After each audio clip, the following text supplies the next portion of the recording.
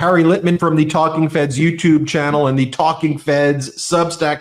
Let's turn our attention to Trump's criminal case in Georgia, which has been delayed for a variety of reasons. And there's a lot of developments there. Trump filing before the Court of Appeals there, citing immunity, saying the case should be thrown out, the criminal RICO case against him there. You have Judge McBurney, the name that we've heard of before in connection with some of the special proceedings that predated the criminal case, also ordering Fulton County District Attorney Fani Willis to turn some things over.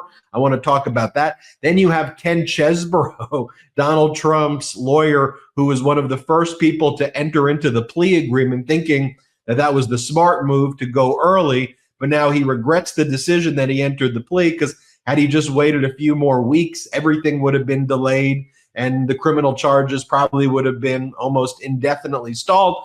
And then also we have to reflect on some of the background in Fulton County as well. There's that young thug RICO trial, which was the other big high profile case that was being prosecuted out of that office, which was, let's just face it, it was a major loss for the Fulton County District Attorney's Office in their other big RICO case. By and large, the jury found young thug and all of the others not guilty. There was a gun charge that someone was convicted on, but none of the big charges, which after like a year of that prosecution was a pretty big loss there. So a lot happening in Georgia. Obviously, at the intersection of law and politics, we're not analyzing the young thug verdict, but I still think that's creeping in the background of what some of the judges are seeing, that high profile case. So tie it all together, Harry. You could start in any one of these orders. All right. Yeah, I'll do my best. And man, it's a crazy mess. And as you say, intersection of law and politics, and everybody I talked to, and I've talked to a lot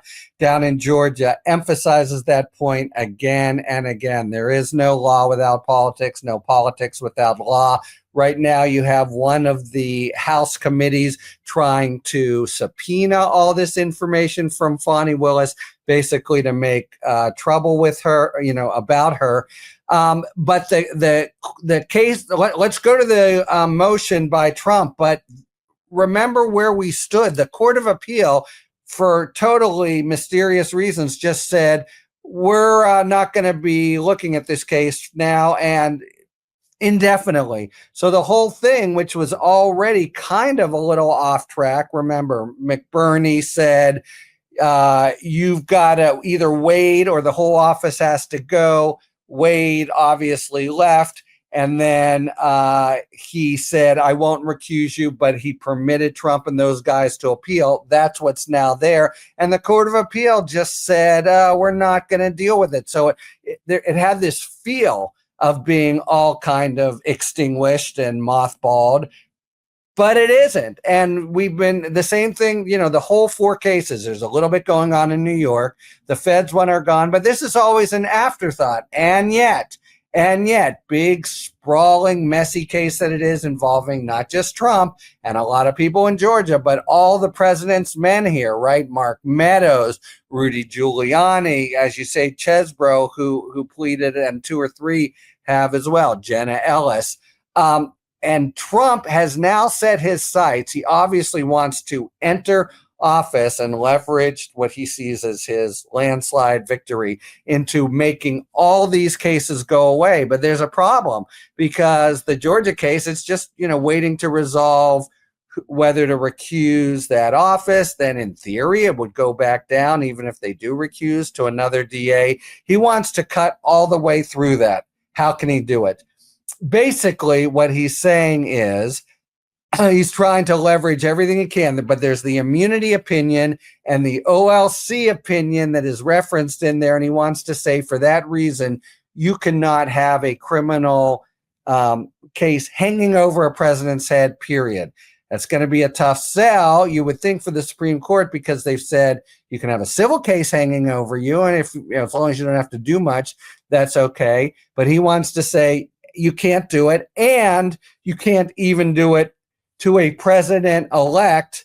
You just have to, and you can't put it in suspension, and we'll take care of it later. He wants to somehow massage his electoral victory to say, even before he takes office, the whole thing has to go away. And that involves a real extension of things. And he started court, which has basically said, we're not dealing with this case at all. We're just going to, keep it on ice. So do they take up his invitation? And of course, from there, he'll be going to Georgia Court of Appeal and then the Supreme Court to try to sell this proposition. So he wants, it's Trump. He's never say, he always wants more. And the more he wants here, more than the law seems to provide, is to vaporize the whole thing, even though it's in some ill-defined, huge middle procedural morass. He wants to cut to the chase and make it go away. And I'll just end where I started, Ben, which is people I respect say, it could happen that a court of appeal down there is keenly aware of the sort of political context, and it's all caught up in the, Jets and Sharks, blue versus red, Fulton County versus rest of the state dynamic that is Georgia politics and law. It's why I mentioned the Young Thug case, because there was a big RICO case, the other really big RICO case being brought by Fulton County District Attorney Fani Willis.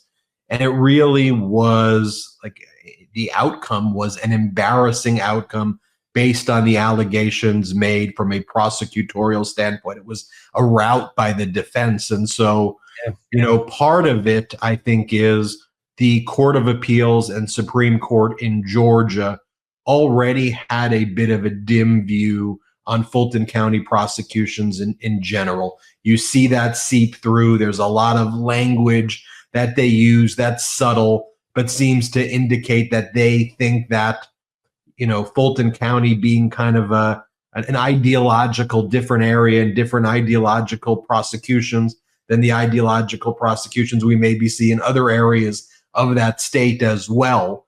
You see that a lot with between Governor Kemp also when they were putting together that panel that was going to review prosecutors, even though they didn't mention Fani Willis by name. It was obvious they were talking about Fulton County and areas that they viewed like that.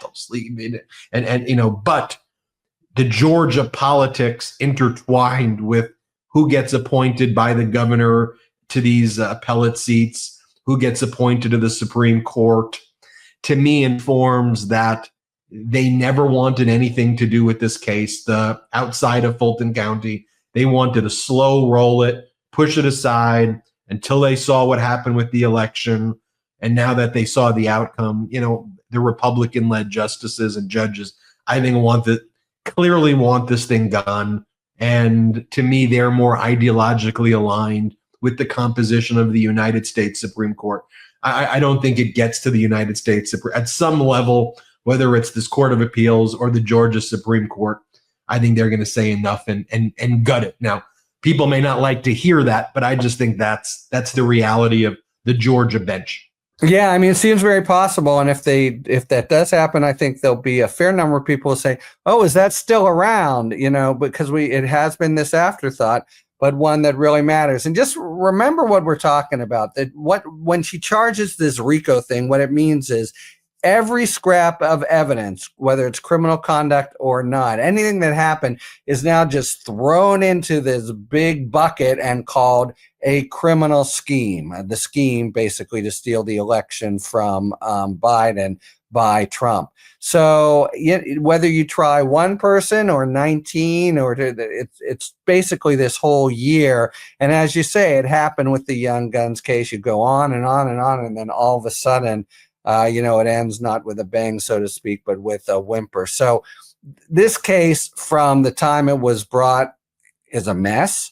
On the other hand, with what's happened when the other cases, it's the last one standing that actually goes to what Trump did that was so pernicious. It's the last, unless this abeyance trick without prejudice by Jack Smith holds for 4 years or whatever, it's actually the last case that gets at what we all saw happen January 6th. And of course, that's the reason that Trump is adamant, not just about getting out from under it for now, but tearing it from the pages of history altogether. And, we'll see if he can pull that one off.